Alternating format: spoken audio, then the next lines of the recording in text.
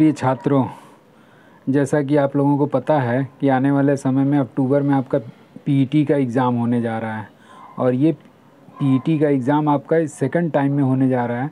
इसके पहले आपका 2021 में ये एग्ज़ाम संपन्न हुआ था और उसी 2021 के फर्स्ट शिफ्ट का पेपर आपके सामने मैं सॉल्व करा रहा हूँ और इसको सॉल्व करने के पश्चात आप लोगों को एक आइडिया मिल जाएगा कि किस किस टाइप के क्वेश्चन पीईटी की परीक्षाओं में पूछे जा रहे हैं। सिलेबस वगैरह तो आप लोगों के पास होगा, हालांकि सिलेबस की भी जानकारी मैं आप लोगों को वीडियो में दे चुका हूं कि किस किस टर्म से या किस किस सब्जेक्ट से कितने कितने क्वेश्चन पुटअप होंगे।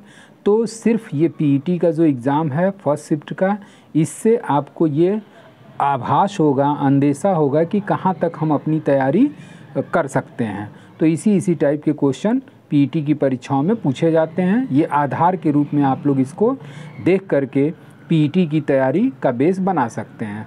अब हम लोग आते हैं क्वेश्चन नंबर 1 पे, और क्वेश्चन नंबर 1 ये है कि भारत में शासन करने वाले दिए गए शासकों का कालक्रम क्या है। तो भारत में जो शासक हैं जो कि किस क्रम में शासन किए, उसी से रिलेटेड ये क्वेश्चन है। अब इसमें जैसे कि आपका शेरशाह सूरी है, उसके बाद से अकबर है, उसके बाद अलाउद्दीन खिलजी है, इल्तुतमिश है। तो इनका शासन काल का क्रम क्या है। तो इनके शासन काल का क्रम के संबंध में अब आप नीचे देख रहे होंगे कि ऑप्शन ए 4-1-3-2, 4-3-1-2 इस तरीके का ऑप्शन दिया है। यानी कि सबसे पहले कौन शासन किया, उसके बाद कौन किया, उसके बाद। तो इस तरीके से सजाना इसमें है आपको। तो अब इसका आंसर हो जाएगा आपका बी। आंसर क्या हो जाएगा? बी। अब इसमें बी में 4-3-1-2। अब जैसे इसी का वो व्याख्या कर देते हैं कि सबसे पहले क्या आया? 4 यानी कि इल्तुतमिश। और इल्तुतमिश जो है वो आपका दिल्ली सल्तनत का शासक रहा है। और ये इल्तुतमिश जो दिल्ली सल्तनत के गुलाम वंश का शासक रहा है, इसका कार्यकाल जो है वो आपका 1210 से लेकर के 1236 तक रहा। 1210 से 1236 तक। और इसी के पश्चात इसकी पुत्री थी रज़िया सुल्तान, जो कि 1236 से 1240 तक पदभार संभाली थी। तो ये दिल्ली सल्तनत का हो गया और ये गुलाम वंश का शासक था। गुलाम वंश के बाद आपका आया था खिलजी वंश, और खिलजी वंश का जो शासक है वो है आपका अलाउद्दीन खिलजी। और इस अलाउद्दीन खिलजी का जो शासन काल रहा है वो आपका 1296 से 1316 तक। 1296 से 1316। अब इसमें जैसे कि आपका खिलजी वंश का संस्थापक हुआ था जलालुद्दीन फिरोज शाह खिलजी, और ये जलालुद्दीन फिरोज शाह खिलजी का जो शासन था वो 1290 से 96 था। और उसके पश्चात अलाउद्दीन खिलजी जो था वो आपका 1296 से 1316 तक शासन किया। अकबर का जो शासनकाल है वो आपका 1556 से लेकर के 1605 ईस्वी तक। 1556 से लेकर के 1605 ईस्वी तक। इस पर एक क्वेश्चन आप लोगों की परीक्षाओं में पूछा हुआ है कि किसके शासनकाल में ब्रिटिश ईस्ट इंडिया कंपनी की स्थापना हुई थी। तो वो था आपका अकबर। और शेरशाह सूरी का शासनकाल है 1540 से लेकर के 1545। 1540 से 45। तो ये एक तरीके से क्रम निर्धारित हो गया। और इसी क्रम निर्धारित के आधार पे सबसे पहले इल्तुतमिश के बाद से आपका आया अलाउद्दीन खिलजी, और अलाउद्दीन खिलजी के बाद आपका आ गया शेरशाह सूरी, और शेरशाह सूरी के बाद अकबर। तो इस तरीके से अगर देखा जाए तो इसको ऑप्शन बी सही होगा। ऑप्शन बी सही होगा, और ऑप्शन बी पे आप टिक मार लीजिए। अब आते हैं प्रश्न संख्या 2 पे, और प्रश्न संख्या 2 जो है वो क्या है? तो प्रश्न संख्या 2 में ये है कि निम्न में कौन से संत शिवाजी के समकालीन थे। आंसर हो जाएगा आपका तुकाराम। तुकाराम जो थे ये शिवाजी के समकालीन संत थे और इनके गुरु के रूप में भी जाने जाते हैं। अब आते हैं क्वेश्चन नंबर 3 पे, और क्वेश्चन नंबर 3 ये है कि बंगाल का प्रथम गवर्नर जनरल कौन हुआ। बंगाल का प्रथम गवर्नर जनरल कौन हुआ। तो इसका आंसर हो जाएगा आपका वॉरेन हेस्टिंग्स। और ये वॉरेन हेस्टिंग्स जो था ये बंगाल का प्रथम गवर्नर जनरल हुआ। इस पे आपकी परीक्षाओं में कई क्वेश्चन पूछे जाते हैं, जैसे कि बंगाल का प्रथम गवर्नर कौन हुआ, तब उस कंडीशन में आंसर आ जाएगा आपका रॉबर्ट क्लाइव। उसके बाद से दूसरा क्वेश्चन ये आता है कि बंगाल का प्रथम गवर्नर जनरल कौन हुआ, तब इसका आंसर आ जाएगा लॉर्ड वॉरेन हेस्टिंग्स। एक क्वेश्चन इस पे और पूछता है कि भारत का प्रथम गवर्नर जनरल कौन हुआ, तो भारत का जो प्रथम गवर्नर जनरल हुआ था वो था आपका Lord William Bentinck, Lord William Bentinck. उसके बाद से आपका अगला क्वेश्चन इस पे पूछ देता है कि भारत का प्रथम वायसराय कौन हुआ, तो इसका आंसर हो जाएगा भारत का प्रथम वायसराय में आपका हो जाएगा लॉर्ड कैनिंग, लॉर्ड कैनिंग, और वो भारत का प्रथम वायसराय हुआ। एक क्वेश्चन इस पे और बनता है कि स्वतंत्र भारत का प्रथम गवर्नर जनरल कौन हुआ, तो स्वतंत्र भारत का प्रथम गवर्नर जनरल आपके लॉर्ड विलियम लॉर्ड माउंटबेटन हुए थे। और स्वतंत्र भारत के प्रथम और अंतिम भारतीय गवर्नर जनरल पूछेगा तो उसका आंसर हो जाएगा आपका सी राजगोपालाचारी। तो इस गवर्नर जनरल से जो रिलेटेड क्वेश्चन होते हैं वो आपके 6 क्वेश्चन बनते हैं, और उस 6 क्वेश्चन में आपका इसमें से एक आध क्वेश्चन आपकी परीक्षाओं में पूछ देता है। और ये जो वॉरेन हेस्टिंग्स था, ये वॉरेन हेस्टिंग्स इसी के शासनकाल में 1773 का रेगुलेटिंग एक्ट भी पारित किया गया था, और इसी रेगुलेटिंग एक्ट के परिणाम स्वरूप ये बंगाल का प्रथम गवर्नर जनरल बना। एक क्वेश्चन इस पे ये बन जाता है कि बंगाल का अंतिम गवर्नर कौन हुआ, तो अंतिम गवर्नर के रूप में भी अगर क्वेश्चन आता है तो लॉर्ड वॉरेन हेस्टिंग्स ही आएगा, क्योंकि जब ये पदभार संभाला था उस समय ये बंगाल का गवर्नर के रूप में बना था, और इसी के शासनकाल में 1773 का रेगुलेटिंग एक्ट पारित हुआ, और इसी रेगुलेटिंग एक्ट के परिणाम स्वरूप वह बंगाल का प्रथम गवर्नर जनरल बना। अब आते हैं क्वेश्चन नंबर 4 पे। क्वेश्चन नंबर 4 में ये है कि चरक संहिता संबंधित है, तो चरक संहिता जो है वो चिकित्सा से संबंधित है, और ये चरक संहिता चरक के द्वारा लिखी गई थी। इसका लेखक कौन था? चरक। और इसी चरक ने चरक संहिता नाम से पुस्तक लिखा, जो किस पर आधारित है? तो मेडिसिन या मेडिकल पर आधारित है। अब आता है क्वेश्चन नंबर 5 कि निम्न में कौन सा जोड़ा सही नहीं है। तो कलिंग युद्ध जो हुआ था ये 261 ईस्वी में सही है। उसके बाद से शक संवत की शुरुआत जो हुई है 78, ये भी आपका सही है, और ये कनिष्क के शासनकाल में शुरू हुआ था। और 622 ईस्वी में मुस्लिम युग की शुरुआत हुई थी, और इसी समय आपके मोहम्मद साहब जो थे इस्लाम धर्म के प्रवर्तक के रूप में सामने आए, और उसी समय मुस्लिम युग की शुरुआत मानी जाती है।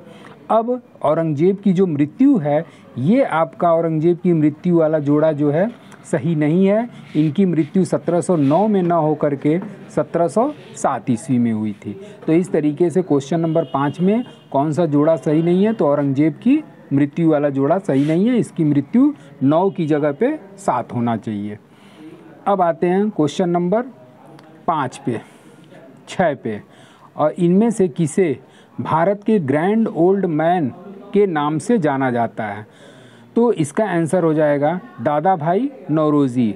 अब इस ग्रैंड ओल्ड मैन को एक तरीके से वयोवृद्ध पुरुष के नाम से भी क्वेश्चन आपकी परीक्षाओं में पूछ देता है कि भारत का वयोवृद्ध पुरुष कौन है, तो आंसर इसका हो जाएगा दादा भाई नौरोजी।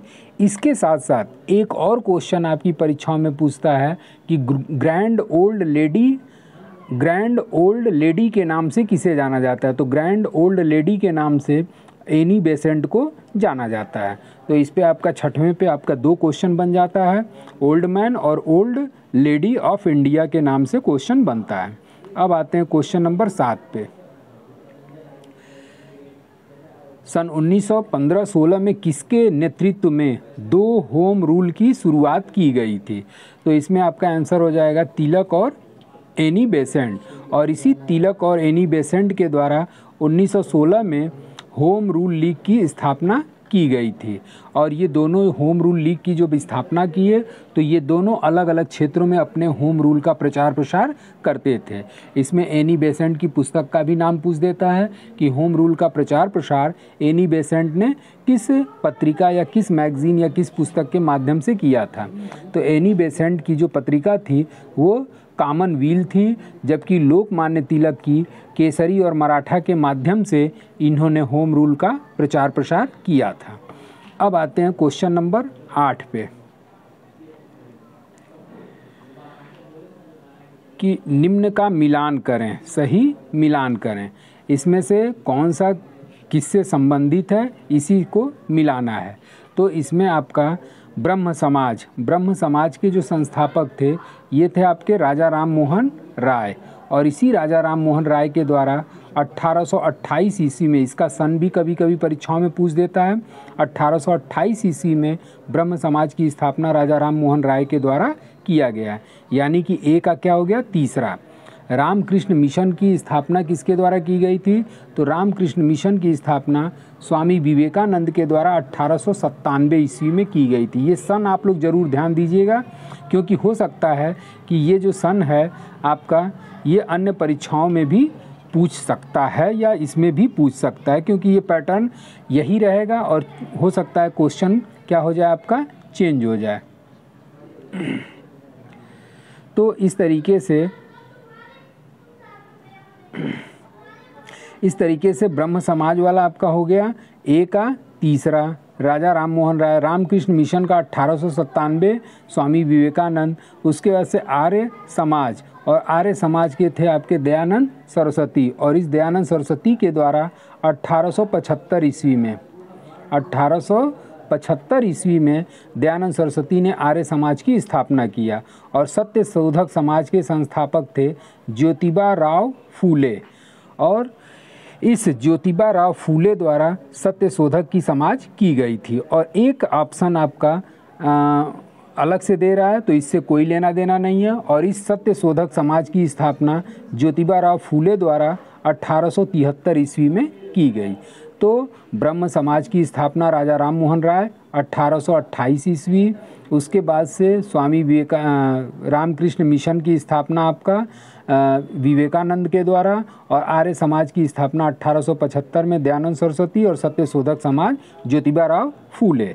अब आते हैं अगले क्वेश्चन पे, और अगला क्वेश्चन आपका 9वां देखते हैं कि करो या मरो का नारा किसने दिया। तो डू और डाई, करो या मरो का नारा महात्मा गांधी जी के द्वारा दिया गया था। और जब ये भारत छोड़ो आंदोलन 1942 में किया गया, तो इसी भारत छोड़ो आंदोलन के दौरान गांधी जी ने 8 अगस्त 1942 को करो या मरो का नारा दिया था, डू और डाई का नारा दिया था 8 अगस्त 1942। और जब इन्होंने 8 अगस्त 1942 को नारा दिया, तो 9 अगस्त 1942 को भारत छोड़ो आंदोलन की शुरुआत हुई थी। अब एक क्वेश्चन इस पे ये बन जाता है कि भारत छोड़ो आंदोलन के दौरान नेताओं की गिरफ्तारी को लेकर के कौन सा ऑपरेशन चलाया गया था। तो इसका आंसर हो जाता है आपका ऑपरेशन पोलो। तो इतना आप लोग ध्यान दीजिएगा कि एक क्वेश्चन के साथ उससे बनने वाले जितने भी क्वेश्चन, एक दो क्वेश्चन जो फेमस क्वेश्चन है, उसको भी मैं आप लोगों के सामने व्याख्या प्रस्तुत कर दे रहा हूँ, जो आपकी परीक्षाओं के लिए हो सकता है कि लाभदायक सिद्ध हो। अब आते हैं क्वेश्चन नंबर 10 पे। 10 में ये है कि जब सुभाष चंद्र बोस ने भारतीय राष्ट्रीय कांग्रेस के अध्यक्ष के पद से इस्तीफा दिया, तो इस पद का प्रस्ताव किसे दिया गया। Question number 10। तो इस पद का प्रस्ताव दिया गया था डॉक्टर राजेंद्र प्रसाद को। और राजेंद्र प्रसाद को सुभाष चंद्र बोस जो थे भारतीय राष्ट्रीय कांग्रेस के अध्यक्ष पद से इस्तीफा दिए थे। और ये सबसे पहले 1938 में पहली बार भारतीय राष्ट्रीय कांग्रेस के अध्यक्ष चुने गए थे। और जब भारतीय राष्ट्रीय कांग्रेस के अध्यक्ष चुने गए, तो पुनः 1939 में गांधी जी इनका काफ़ी विरोध कर रहे थे। और उस विरोध के बाद भी 1939 के त्रिपुरी अधिवेशन में सुभाष चंद्र बोस जो थे वो आईएनसी के अध्यक्ष चुने गए। लेकिन कुछ ही समय के पश्चात इन्होंने अपने पद से इस्तीफा दे दिया। और उस इस्तीफा को देने के पश्चात डॉक्टर राजेंद्र प्रसाद का नाम प्रस्तावित किया गया था। अब आते हैं क्वेश्चन नंबर 11। सलाल वन परियोजना, सलाल वन परियोजना किस नदी पर स्थित है? तो सलाल वन परियोजना जो है वो चिनाब नदी पर स्थित है और ये जम्मू कश्मीर में यह परियोजना कार्यरत है।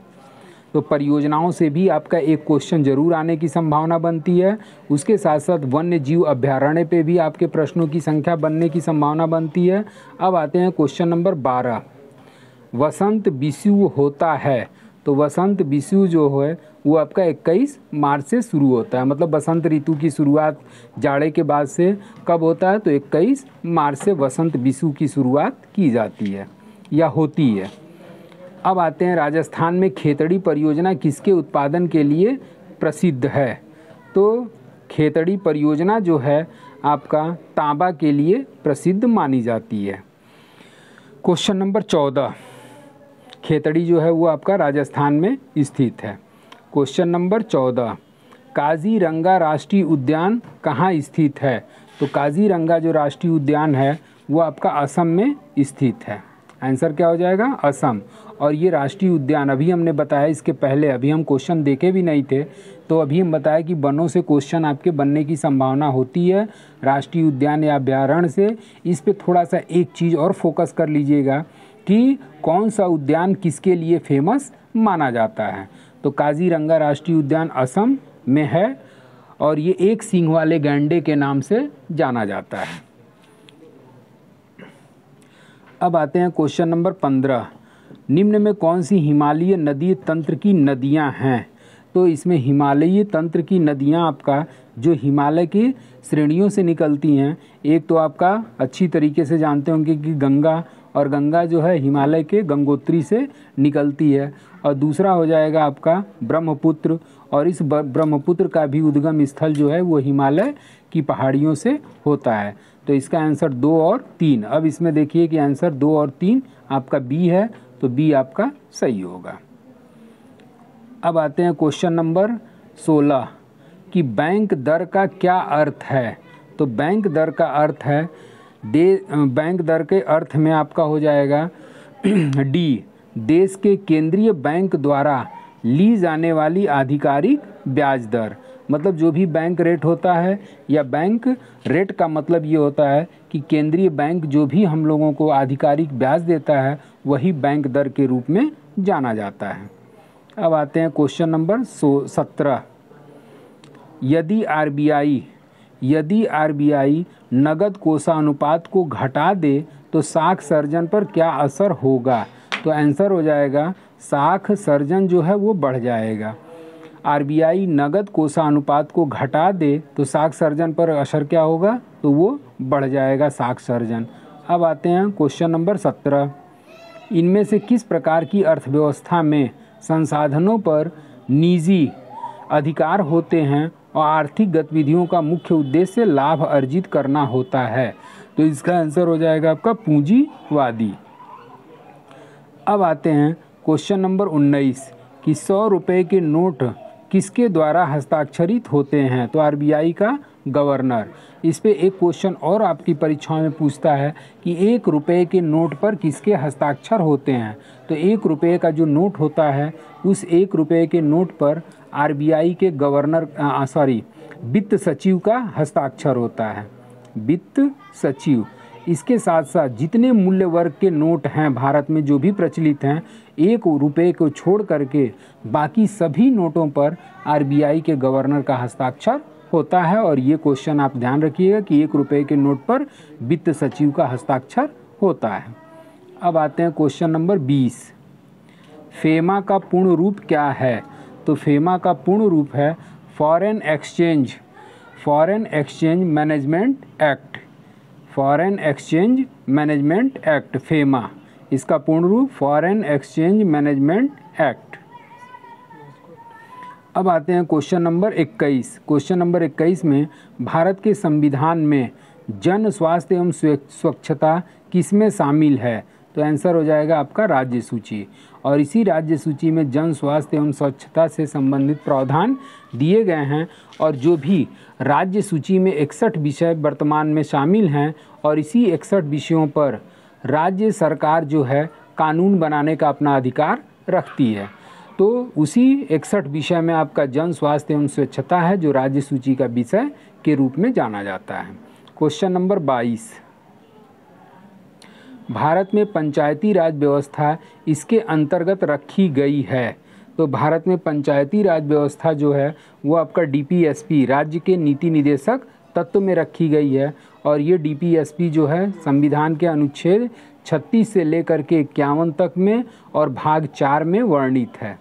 भाग 4 में वर्णित है, भाग 4।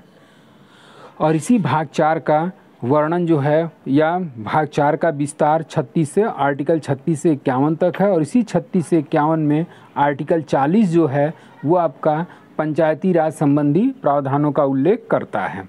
अब आते हैं क्वेश्चन नंबर 23 पे। क्वेश्चन नंबर 23, शिक्षा के अधिकार एक मौलिक अधिकार है जो संबंधित है। तो वो आपका अनुच्छेद 21A से संबंधित है। 21A जो है आपका किस संविधान संशोधन के तहत जोड़ा गया? तो 21A जो है आपका 86वां संविधान संशोधन 2002 के अंतर्गत जोड़ा गया। और जब ये 86वां संविधान 2002 किया गया तो इसी आर्टिकल 21A में आपका शिक्षा का मूल अधिकार शामिल किया गया। और जब शिक्षा का मूल अधिकार शामिल किया गया तो इस पे एक अगला क्वेश्चन बन जाता है कि निःशुल्क एवं अनिवार्य शिक्षा अधिनियम कब पारित हुआ? ये क्वेश्चन भी कई परीक्षाओं में पूछ चुका है। तो ये पारित हुआ था आपका 2010 में। एक क्वेश्चन ये पूछता है कि बनकर तैयार हुआ। तो अगर बनकर तैयार हुआ, निःशुल्क एवं अनिवार्य शिक्षा अधिनियम बनकर तैयार हुआ अगर पूछ दिया तो 2009 में ये बन के तैयार हुआ था। जबकि पूर्ण रूप से लागू कब हुआ? तो 1 अप्रैल 2010 को ये पूर्ण रूप से लागू हुआ था। अब आते हैं क्वेश्चन नंबर 24 कि निम्नलिखित में किसने संविधान सभा में उद्देश्य प्रस्ताव को रखा था? तो ये थे आपके पंडित जवाहरलाल नेहरू। और ये पंडित जवाहरलाल नेहरू ने 13 दिसंबर 1946 को इन्होंने संविधान सभा के समक्ष उद्देश्य प्रस्ताव को रखा था। और इसी उद्देश्य प्रस्ताव को 22 जनवरी 1947 को संविधान सभा के द्वारा स्वीकार किया गया। तो इस पे ये भी ध्यान दीजिएगा कि उद्देश्य प्रस्ताव कब स्वीकार किया गया? तो 22 जनवरी 1947 को स्वीकार किया गया। अब आते हैं क्वेश्चन नंबर 25 कि भारतीय संविधान के किस अनुच्छेद में अल्पसंख्यक के हित निहित हैं? तो अल्पसंख्यकों के हितों से संबंधित जो है आपका आंसर अनुच्छेद 29। और इस अनुच्छेद 29 और 30 में अल्पसंख्यक संबंधी अधिकार दिए गए हैं।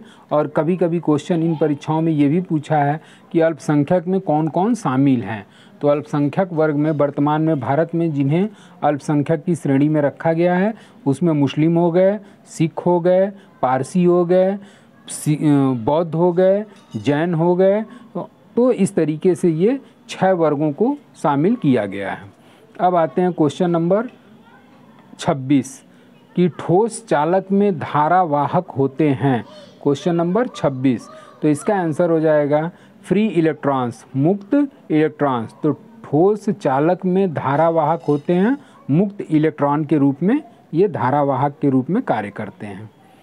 क्वेश्चन नंबर 27, प्रकाश वर्ष किसके मापन की इकाई है? तो आंसर हो जाएगा आपका सी।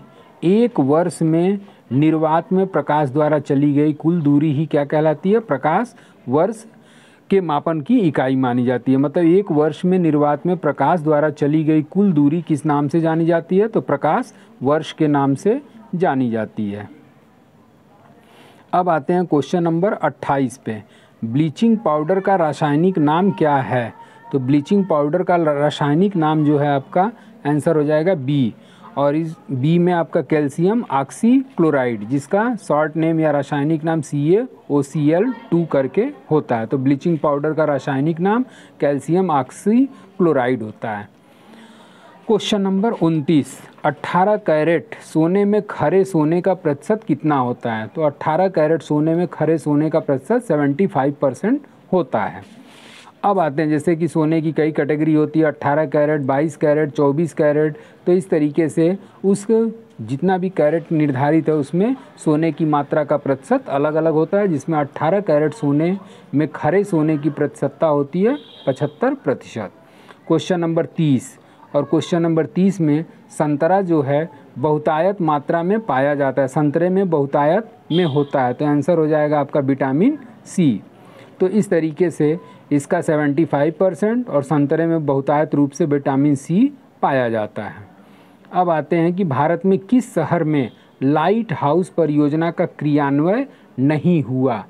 क्वेश्चन नंबर 51, चूँकि बीच में आप देखे होंगे कि 30 के बाद से आपका 30 के बाद से क्वेश्चन नंबर 30 के बाद से 51 आ गया, तो इसका मतलब कि बीच में किसी न किसी सब्जेक्ट को वो क्या किया है, पेपर में ऐड किया है, चाहे हिंदी हो सकता है, चाहे आपका मैथ हो सकता है, चाहे रीजनिंग हो सकता है, तो वो बाकी उसके क्वेश्चन बीच में होंगे और फिर उसके 51 से लेकर के आपका जीएस वाला पार्ट शुरू हो जाता है।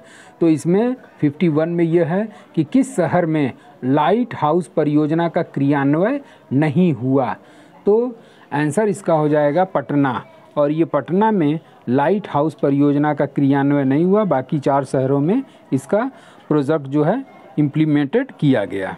अब आते हैं क्वेश्चन नंबर 52, कौन सी भारतीय दूरसंचार कंपनी विश्व की सबसे मजबूत ब्रांड है, तो आंसर हो जाएगा रिलायंस जियो। और ये रिलायंस जियो भारतीय दूरसंचार कंपनी विश्व की 5वीं सबसे मजबूत ब्रांड के रूप में जानी जाती है। अब आते हैं क्वेश्चन नंबर 53, बोल्ड का फुल फॉर्म दिया है bamboo oasis on land in drought परियोजना हाल ही में किस राज्य में शुरू की गई, तो इसका आंसर हो जाएगा आपका राजस्थान। तो ज़्यादातर करंट ये एक तरीके से 2020-21 का रहा होगा, तो इस पर आप लोग फोकस मत करिएगा, बस इतना जान लीजिए कि किस किस टाइप के करंट अफेयर्स आपकी परीक्षाओं में पूछे जा रहे हैं। अब आते हैं क्वेश्चन नंबर 54, संयुक्त राष्ट्र की कोवैक्स योजना के अंतर्गत कोविड-19 की मुफ्त वैक्सीन पाने वाला पहला देश कौन सा है, तो मुफ्त रूप से पाने वाला वैक्सीन जो है वो घाना है, और इसी घाना देश को कोविड-19 की मुफ्त वैक्सीन प्रोवाइड कराई गई थी।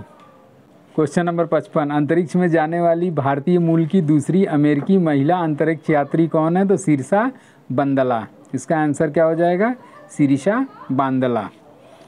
अब आते हैं क्वेश्चन नंबर 56, उस भारतीय पहलवान का नाम क्या है जिस पर हाल ही में डोपिंग के लिए 2 साल के लिए प्रतिबंधित कर दिया गया, तो इसका आंसर हो जाएगा आपका सुमित मलिक।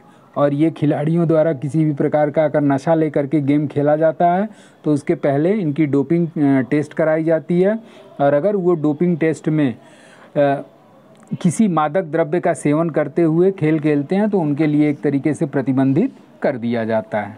अब आते हैं क्वेश्चन नंबर 57 कि भारत का वह कौन सा प्रथम राज्य है जहां end to end e cabinet प्रणाली लागू की गई, तो आपका आंसर हो जाएगा बी, हिमाचल प्रदेश। और इसी हिमाचल प्रदेश में end to end e cabinet प्रणाली लागू करने वाला प्रथम राज्य है। क्वेश्चन नंबर 58 में यह है कि किस भारतीय मंत्रालय द्वारा हाल ही में 2019-20 के लिए UDISE प्लस योजना शुरू किया गया, तो इसका आंसर हो जाएगा आपका शिक्षा मंत्रालय। और इसी शिक्षा मंत्रालय के द्वारा इस योजना का संचालन 2019-20 में किया गया। अब आते हैं क्वेश्चन नंबर 59, स्मार्टफोन निर्माता वीवो ने किस भारतीय क्रिकेट खिलाड़ी को अपना ब्रांड एम्बेसडर नियुक्त किया, तो आंसर हो जाएगा विराट कोहली। ब्रांड एम्बेसडर भी आप लोग देख लीजिएगा, ये करंट की परीक्षाओं में ये किसी परीक्षा में करंट के रूप में पूछ देता है कि बेटी बचाओ बेटी पढ़ाओ का ब्रांड एम्बेसडर कौन है, या स्वच्छ जल मिशन का ब्रांड एम्बेसडर कौन है, स्वच्छ भारत अभियान का ब्रांड एम्बेसडर कौन है, तो ब्रांड एम्बेसडर से भी क्वेश्चन आने की संभावना बनती है। क्वेश्चन नंबर 60, और 60 में ये है कि आर्टिफिशियल इंटेलिजेंस AI आधारित पोर्टल SUPAS सुपेस भारत में किस न्यायालय के लिए शुरू किया गया? तो आंसर हो जाएगा आपका सर्वोच्च न्यायालय। और इसी सर्वोच्च न्यायालय के लिए सुपेस पोर्टल प्रारंभ किया गया है। अब आते हैं क्वेश्चन नंबर 61। कितने भारतीय राज्य नेपाल सीमा को साझा करते हैं? तो कितने भारतीय राज्य? तो 5। और इस 5 भारतीय राज्य में कौन कौन से हैं? तो उसका एक हमारे पास ट्रिक है, और वो ट्रिक है पऊ-बीसी खंड। ट्रिक क्या है? पऊ-बीसी खंड। पऊ-बीसी खंड। और इस पऊ-बीसी खंड में आप 5 स्टेट का नाम निकाल सकते हैं। प से आपका हो गया पश्चिम बंगाल, ऊ से हो गया आपका उत्तर प्रदेश, बी से आपका बिहार, सी से आपका सिक्किम निकल गया, और खंड से आपका हो गया उत्तराखंड। तो 1 2 3 4 5, और ये 5 राज्य नेपाल की सीमा को साझा करते हैं। अब आते हैं क्वेश्चन नंबर 62। निम्न में से कौन कोस्टा रिका की राजधानी है? ये स्टैटिक्स जीके का क्वेश्चन है, और ये स्टैटिक जीके के क्वेश्चन में कोस्टा रिका की राजधानी कौन सी है? तो आंसर हो जाएगा बी सन जोस। ये स्टैटिक जीके से रिलेटेड क्वेश्चन है।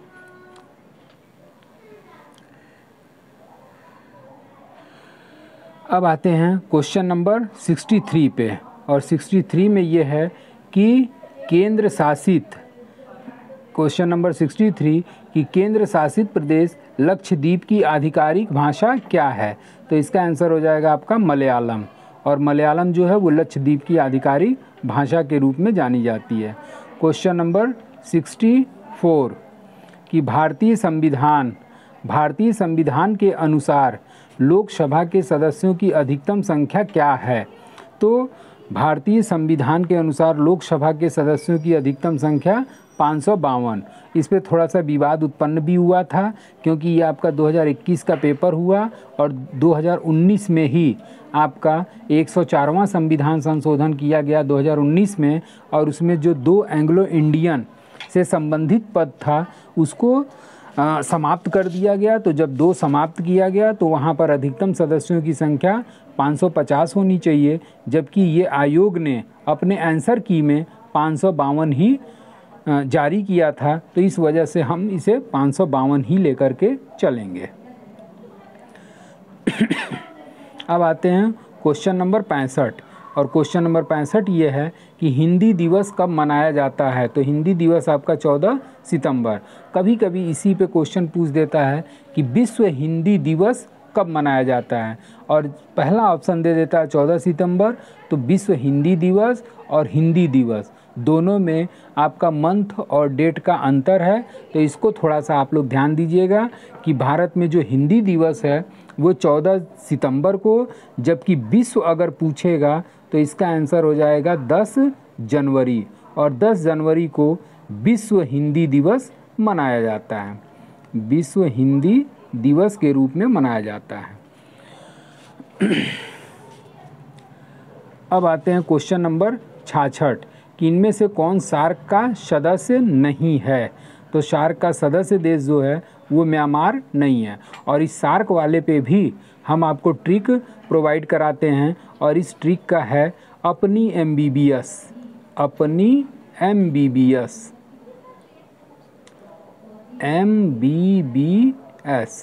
और इसी अपनी MBBS में सार्क देशों का नाम छुपा होगा। सार्क का जो फुल फॉर्म होता है वो south Asian association for regional cooperation होता है, जिसमें A से अफ़गानिस्तान, P से आपका पाकिस्तान, N से Nepal, I for India, M for Myanmar की जगह पे आपका मालदीव हो जाएगा, B से आपका बांग्लादेश, B से आपका हो गया भूटान, और S से हो गया आपका श्रीलंका। तो सार्क का ये ट्रिक आप लोग नोट कर लीजिए, हो सकता है कि आपकी किसी न किसी परीक्षा में काम आ जाए। अब आते हैं क्वेश्चन नंबर 67।